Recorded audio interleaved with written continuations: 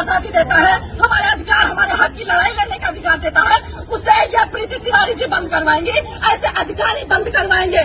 ये कह रही हमारा मूड खराब हो गया।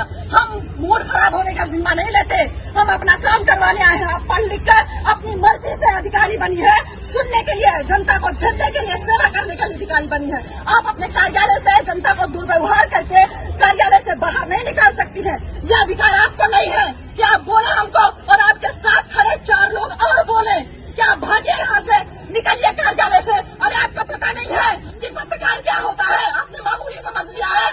अरे आपको शर्म नहीं आती कि पत्रकार खड़ा होकर बोल रहे हैं मैम मुझे न्याय चाहिए, मैं एक पत्रकार हूँ। आपने क्या कर्तव्य निभाया?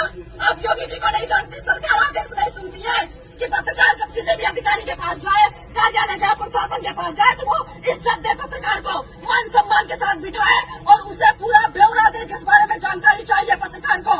आप सुनती नहीं है, आप मेरी आजादी छीनेंगी, आप मेरे बोलने की आजादी छीनेंगी, मैं ऐसे नहीं होने दूंगी। प्रीति तिवारी जी, आपने हमारे जमीन पर कब्जा करवाया है और आप ही उस कब्जे को मुक्त करवाएंगी। मैं कुछ नहीं जानती हूँ, मैं सिविल करने जाऊँ, मुझे बोल रहे मेरे कार्यालय से भागे। कहीं सुना है आपने? कितना भी बड़ा सुपीरियर अधिकारी हो, कितना भी बड़ा अधिकारी हो, उसका नर्म लहजा होता है, उसका बात करने का तरीका अलग होता है।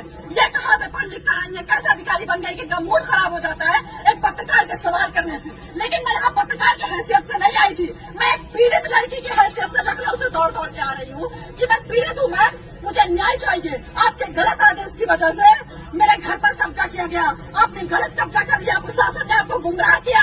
मैं बता रही हूँ, मेरी बात सुनने को तैयार नहीं। आप पहले बाहर जाइए, फिर मैं बात करूंगी। आप पहले बाहर जाइए, मेरा मूड खराब हो रहा है, मुझे गुस्सा आ रहा है, मुझे मेरा गुस्सा शांत करिए और मैं सब साक्ष्य दिखाऊंगी आपको। इनका जितना भी रवैया अंदर किया मेरे साथ, जितना भी ये भूल गई कि मैं पत्रकार बता रही हूँ, लेकिन मैं तुम्हारा कुछ भी कर सकती हूँ। ये भूल गई, इनका सारा रवैया हमारे कैमरे में कैद है। इन्होंने जो बर्ताव पत्रकार के साथ किया, आप सोचिए, अंदाजा लगाइए कि जब ये आम जनता खड़ी हुई, जब इनके पास जाती होगी तो कैसे गूंगे बहरे की तरह खड़ी रहती होगी।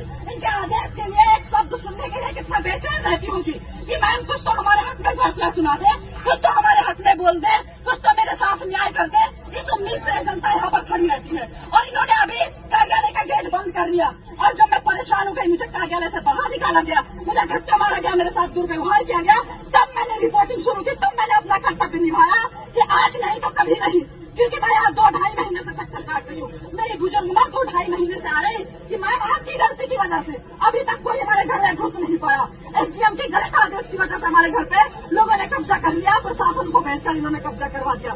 प्रशासन गलत रिपोर्ट लगा रहा है। जांच होनी चाहिए, निष्पक्ष जांच होनी चाहिए। हम बेईमान लोग नहीं है, गरीब आम जनता बेईमान नहीं होती है, अधिकारियों की तरह गलत फैसले नहीं लेती है, किसी का किसी पर कब्जा नहीं करवाती है।